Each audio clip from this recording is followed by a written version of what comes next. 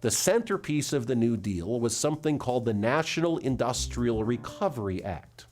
To put it very crudely, the National Industrial Recovery Act made Franklin Roosevelt economic dictator of the United States.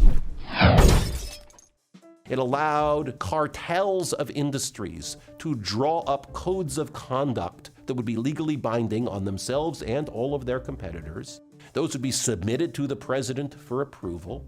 The president could approve them, could amend them, could scrap them, and write his own code of conduct. And those codes of conduct would function as law for all of the businesses in those industries throughout the United States.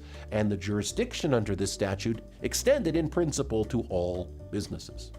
What were the criteria that the president was supposed to use in approving or writing these codes of conduct? Well, there was a provision in the statute that listed all of the things that the president was supposed to be looking to. It's essentially every good, nice, wonderful thing you could possibly imagine, even when they were wildly in conflict. Promote industrial development, but beware of environmental concerns. Promote labor, but beware of costs. It's essentially an instruction to the president to promote goodness, niceness, and whatever other thing we can think of. That was too much for the Supreme Court.